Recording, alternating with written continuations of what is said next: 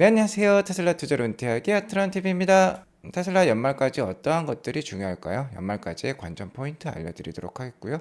모델2가 언제쯤 나올까요? 테슬라의 가장 강력한 볼륨 모델이 될 건데 이것도 같이 알아보도록 하겠습니다. 자, 그리고 테슬라 차량이 챗GPT와 같은 AI를 가동할 수 있는 컴퓨터가 될 수도 있다는 얘기가 나오고 있어요. 이 점도 같이 알아보도록 할게요. 오늘 3대 지수 마감 현황부터 살펴보고 가도록 하겠습니다. 오늘 주목할 점은요. 10년물 국채금리가 어제 대비해서 다시 좀 껑충 뛰어 올랐습니다. 4.65%까지 올랐어요. 자, 이러면은 미국 증시 부담으로 작용할 수 있겠죠. 최근에 이렇게 금리가 가파르게 떨어지면서 저번 주 5일 동안 크게 올랐던 미국 증시였습니다. 전주 주간 상승률이 5에서 6%에 이르렀죠. 자, 하지만 오늘 미국 국채 금리가 다시 급등세로 돌아서면서 증시가 좀 쉬어가려고 했어요. 장중에 이렇게 빠지는 모습이 나오기도 하였습니다. 다만 아직까지 빅테크를 중심으로 해서 기술주 상장주들의 반등세가 아직 이어지고 있습니다. 오늘도 강보합세로 마감을 했어요. 일단 최근에 증시가 강한 이유가 연준이 기준금리를 동결을 했었고요.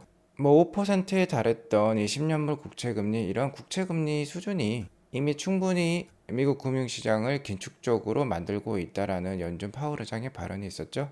자, 이 발언이 의미하는 건 추후에도 기준금리 인상 가능성이 좀 적을 수 있다라는 걸 우회적으로 표현한 것이라고 시장은 생각을 했죠. 자, 그리고 저번 주 금요일에 발표되었던 미국 10월 고용보고서에 따르면 비농업 부문 고용지표도 상당히 둔화가 되었죠. 예상이 약 한 18만 건이었는데 15만 건 증가밖에 그치지 않았습니다. 실업률도 소폭 오르는 모습이 나오면서 고용시장 완화 둔화 움직임이 나왔거든요.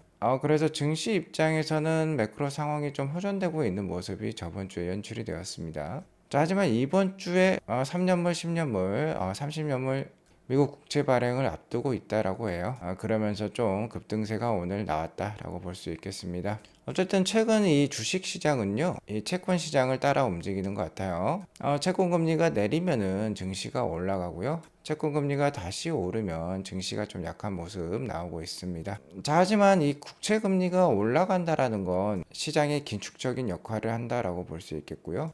이렇게 되면 연준 파월 의장이 얘기를 했듯이 더 이상 기준금리를 인상할 필요가 없게 됩니다. 계속해서 기준금리 동결이 나올 수 있겠죠. 자, 그래서 앞으로의 베스트 케이스는 이건 것 같아요. 이 국채 금리가 서서히 좀 하락하는 모습이 나오고 연준이 계속해서 기준금리를 동결을 한다라고 하면은 시장의 가장 베스트 시나리오가 될 것 같아요. 자, 하지만 기준금리도 계속 올라가고요. 국채금리마저 올라간다라고 하면 시장의 월스트 케이스가 될 수도 있겠죠.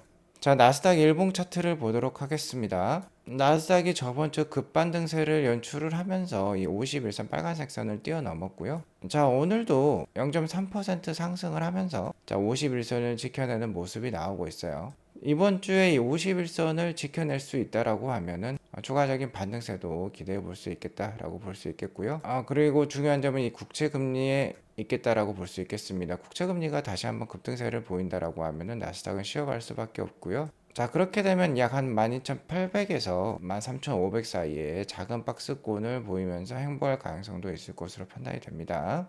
지금 어쨌든 국채금리라든지 매크로 상황, 고용 상황, 물가 상황에 의해서 크게 좌지우지되는 장이라고 볼 수 있겠어요. 다만 이 201선 파란색 선에서 최근 강하게 반등세가 나왔고 이러한 모습이 지난 올해 3월달과 비슷한 모습이라고 말씀을 드렸죠. 올해 3월달 이후에 나스닥이 다시 한번 대세 상승을 보여주었기 때문에 횡보를 하더라도 강한 하락은 나오지 않을 가능성이 높겠다라고도 볼 수 있겠습니다. 이 파란색 선 201선을 지지라인으로 해서 201선이 계속 우상향하는 한 나스닥도 계속해서 괜찮은 모습, 지지하는 모습 나올 수 있을 것으로 예상이 됩니다.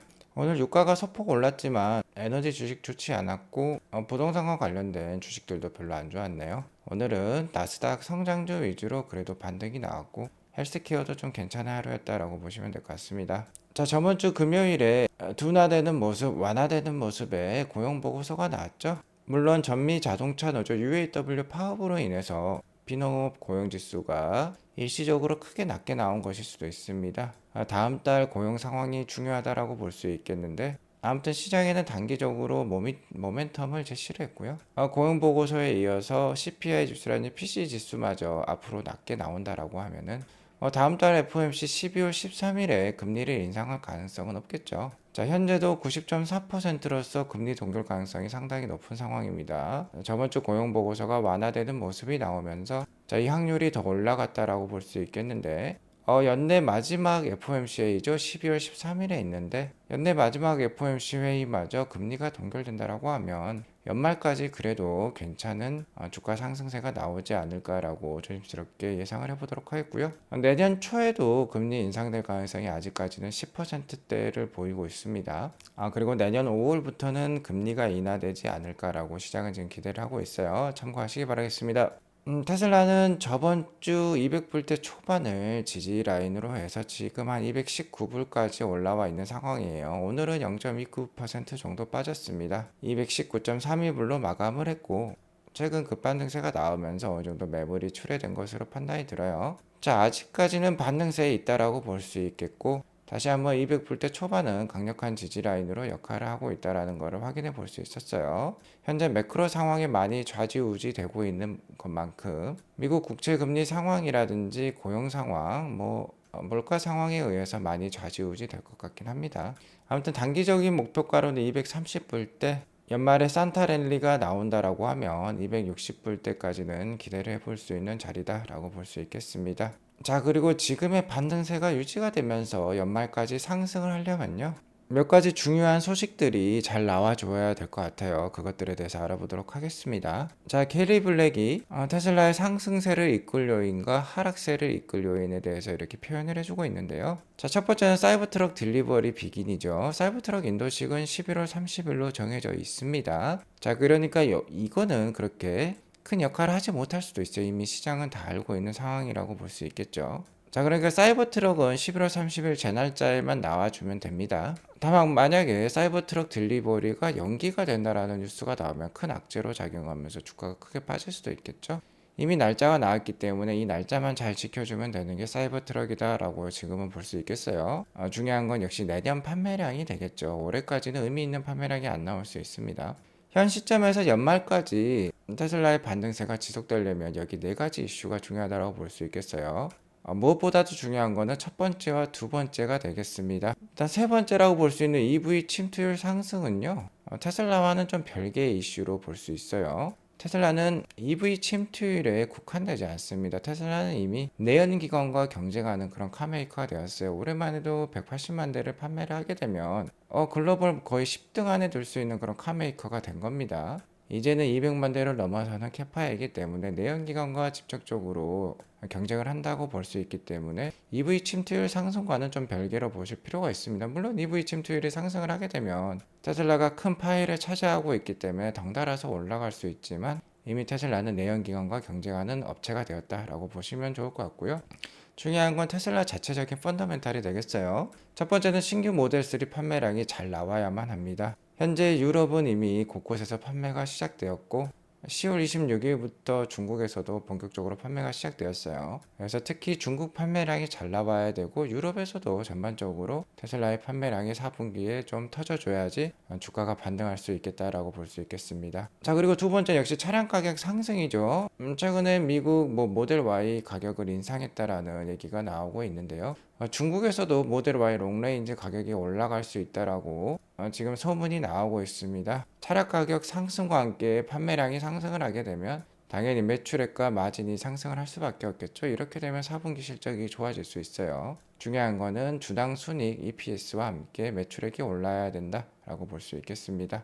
그러니까 첫 번째, 두 번째를 눈여겨볼 필요가 있겠어요. 이와 관련된 소식들이 나오면 바로바로 알려드리도록 하겠고요. 자, FSD 버전 11을 일론 머스크가 지난 여름에 직접 시연하면서 라이브 스트리밍을 하기도 했죠. 중요한 거는 자, 연내 와이드 릴리즈 될 수 있느냐 없느냐라고 볼 수 있겠습니다. 완벽한 엔드투엔드 AI 자율주행으로서 버전 12가 갖는 의미는 상당히 클 수 있어요. 특히 베타 딱지를 떼기 때문에 버전 12부터는 자율주행 레벨 3가 될 수 있습니다. 만약 사고나 과실이 있을 경우 운전자가 책임이 지는 게 아니라 테슬라가 직접 책임을 지면서 더욱더 보급과 판매에 앞장설 수 있는 게 이 버전부터라고도 볼 수 있겠어요. FSD 버전 12가 나온다라고 하면, 연내 나온다라고 하면 서프라이즈가 되면서 주가 상승의 촉매제 역할을 할 수 있겠죠. 하지만 아직 대부분 시장에서는 버전 12는 연내 출시하기 어렵다라고 생각을 하고 있습니다. 버전 12가 연내 출시할 수 있었으면은 지난 10월 18일 어닝 콜때 일론 머스크가 충분히 언급을 했을 수도 있겠죠. 언급이 없었기 때문에 버전 12는 아마 내년으로 연기가 될 수 있을 것 같아요. 그러니까 중요한 이슈는 여기 신규 모델 3 판매량과 차량 가격 상승 소식이 될 것 같아요. 자, 하지만 차량 가격 인하라든지 EV 침투율이 떨어지고 있다라는 증거가 뉴스로 나온다라든지, 혹시 가장 강력한 거는 매크로 상황이라고 볼 수 있겠죠. 연준에서 금리를 인상한다라던가 파월 의장이 매파적인 강력한 발언을 한다라고 하면은 테슬라 역시 별다른 힘을 쓸 수 없게 될 것입니다. 아무튼 테슬라 자체적으로는 1, 2번이 중요하다라고 보겠습니다. 자, 그리고 내년은 역시 바야흐로 사이버 트럭의 해라고 볼 수 있겠어요. 내년 사이버 트럭이 얼마나 성황리에 인기를 많이 가지고 판매가 될 수 있을지가 중요하다라고 볼 수 있겠는데, 사이버 트럭이 다양한 색깔로도 나올 수 있다라는 게 지금 사진들이 나오고 있어요. 여기 보시면은 무광 매트 블랙 색깔을 가지고 있는데요. 훨씬 더 이러니까 사이버틱한 느낌이 나고 있습니다. 이 차량은 테슬라의 수석 디자이너인 프랑크 반 폴츠하우젠이 이번 주말에 운전하면서 지금 화제가 된 차량인데요. 사이버 트럭과 같은 경우는 스테인리스 스틸을 채용을 했기 때문에 도색은 하지 않는 것으로 알고 있습니다. 하지만 이렇게 랩핑을 통해서 다양한 색깔을 보여줄 수 있을 것으로도 판단이 되고요. 이러한 랩핑을 기가 텍사스 공장 자체에서 제공을 해줄 수 있을 것도 같습니다. 아무래도 차량 구매하는 그 웹사이트에서요, 랩핑 색깔을 자기가 정할 수도 있을 것으로 판단이 들어요. 물론 사이버 트럭을 구매한 다음에 개인적으로 랩핑을 하시는 분들도 많겠죠. 이 폴츠하우젠의 사이버 트럭을 이렇게 확대를 해보니까는 랩핑이 된 모습이 이런 식으로 확인이 되었어요. 이거는 도색이 아니었다라고 판단해 볼 수 있고요. 공장 자체에서도 그러니까 테슬라 자체에서도 랩핑 서비스를 제공할 수 있을 것으로 판단이 됩니다. 그리고 어저께 한 8대 정도가 기가 텍사스 공장 밖에 외부 주차장에 이렇게 사이버 트럭이 공개가 되었는데요. 여기 보시면 이 두 대의 차이가 있죠. 아주 자세히 보셔야 되는데, 이쪽에 센터 패시아라고 하죠. 이 부분이 흰색인데 이 부분은 검정색입니다. 그러니까 흰색 인테리어도 사이버 트럭이 채용을 할 수 있겠다라는 게 이 사진으로 드러나고 있어요. 대시보드 인테리어가 흰색도 있겠다. 아마 시트도 흰색이 들어갈 수도 있을 것으로도 예상이 됩니다. 이렇게 되면은 대시보드랑 색깔을 맞출 수 있겠죠. 아무튼 내년에는 사이버 트럭의 해가 되겠고, 올해 연말까지 신규 모델 3의 판매량과 차량 가격 상승이 중요하다라고 보면 내년에는 사이버 트럭, 그리고 내후년 2025년이 되겠죠. 2025년부터는 역시나 이 25,000불짜리 모델 2가 중요하다라고 볼 수 있겠습니다. 일단 게리 블랙에 따르면 2025년 전에 이 55,000불짜리 차량이 나올 수 있다라는 증거가 중요하다 라고 얘기를 하고 있어요. 그러니까 이 차량이 일찍 나오면 일찍 나올수록 테슬라 주가 상승의 촉매제 역할을 강력하게 할 수 있겠습니다. 일단 제가 어제 방송 때 이 25,000불짜리 차량이 기가 베를린 쪽 유럽에서도 생산이 될 수 있을 것이라고 말씀을 드렸죠. 모델 2는 전 세계 글로벌 공략 을 위한 전략 모델이라고 볼 수 있겠습니다. 로보택시의 기본 플랫폼이 될 수 있기 때문에 당연히 전 세계를 대상으로 판매를 하지 않을 수가 없겠죠. 그러니까 유럽, 아시아 그리고 아메리카 대륙에 모두 공장을 가지고 있다라고 보면 되겠어요. 루프 벤처스에 따르면 2024년에도 데뷔할 수 있다라고 하는데 정말 그럴까요? 일단 트로이 테슬라이크가 의미심장한 트윗을 올렸기 때문에 알려드리도록 하겠습니다. 당연히 이 모델 2024년에 나오면 좋겠고요. 더욱더 빨리빨리 소식이 전해졌으면 좋겠는데, 트로이 테슬라이크의 생각은 좀 다른 것 같아요. 일단 트로이 테슬라이크는 기가 멕시코의 가동을 2025년 10월로 예상을 하고 있습니다.